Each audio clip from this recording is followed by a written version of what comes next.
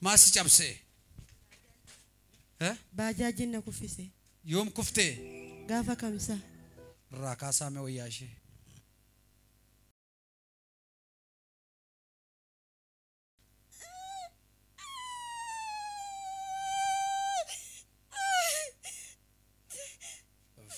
Giftii ko. Eyyee. Fidaachas. Kottu giftii ko.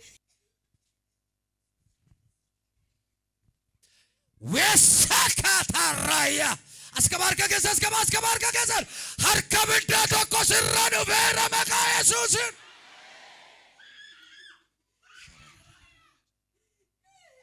Erga sochiidhaaf amma minni kun erga goge.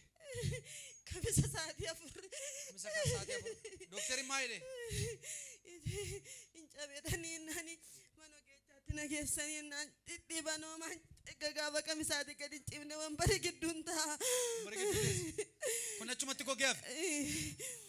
Doktari bayyadee kan. Doktariin bayyannaani. Doktari bayyannaa maal ta'e? Ogeechatti geessanii naan ogeechi bayyade. Kun amma tasuma socho'u. Socho'u. Yoomii kee akka goge. Kamisa. Yeroo harki kun asii gadi ba'u mana kee keessa eebbee gadi. Shakurra hadiina. Askabi. Mana kee irratti eebba haaraa. Nagaa haaraa. Boqonnaa haaraa. Ajajeera buloon amiin jedhee buloon. Inaawwaatu ta'a waan kottoonfate eebba kottoonfate nagaa kottoonfate bizinesii kottoonfate hiikkachuu jalqaba.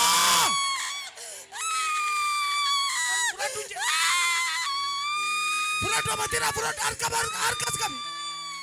Askal fudhadhu ergamoonni dhufaniiru callumani fudhadhan lawwa harkaan jira. Fudhadhu amanjeera fudhadhu yeroo harki kun asii hiikkatu kan keessa hiikkateera.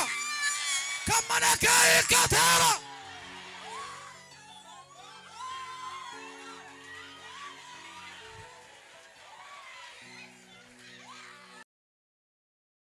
Yay! Sojo!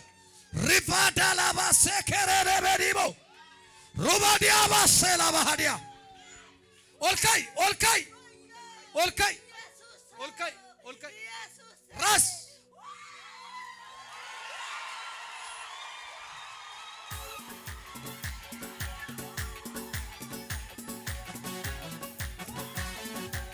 Enyu kanakake hamma jere go.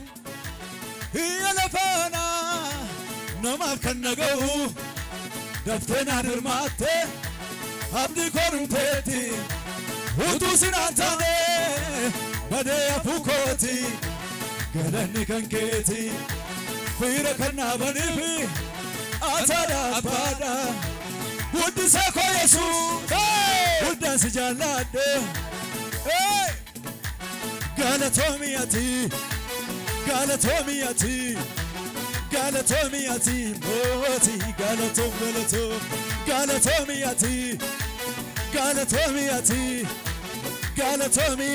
moti Galatomiati Humna daddabafi magange Humna daddabafi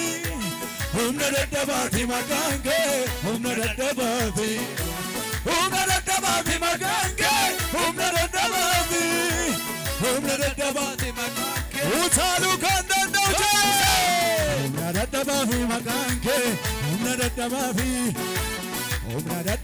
magange Humna daddabafi magange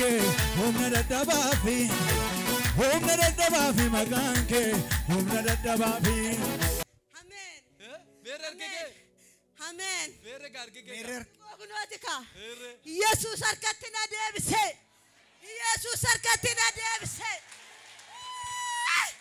Harka duwwaa miti gara du'an irraa jireenyatti na fide. Hallelujah. Omaa jira. Joomaan jiru. Ani timbuune. Yesus. Yeroo asiisin ajaju yeroo asii waan dubbadhu. Ergamoota harka hiikaa jiran waan nagaa jiruuf taqabbala. Iyyaan oole. Ergamaa Waaqayyoo mana kee hagalu. Mana kee hagalu. Taqabbali bulan. Kana barato sekataraya. Hallelujah. Nama kan nabdan fira kan nabdan. Namni karaa sinitti kan jabaate horii kan nabdan beekumsa kan nabdan harki lafaa si kaasu tokko dhufeera. Waan sadii si eebbisa harka ol qabi. Tokko har'aa kaatee yeroo argatta. Amiin jedhi kaa. Lammaffaa irratti beekumsa argatta. Sadaffaa irratti maallaqa argatta. Maallaqa argattee beekumsa hin qabdu yoo ta'e kisaaraadha. Yeroo argattee yeroo itti fayyadamtee maallaqa sana hojiitti hin jijjiirtu yoo ta'e kisaaraadha. Ganama kana waan sadii si eebbisa. Tokko Waaqayyo yeroo siif laatu. Lama beekumsa siif laatu. Sadii maallaqa siif laatu. Maqaa Yesuusii kana sana sirratti jaappaseera. Haleluuyaa.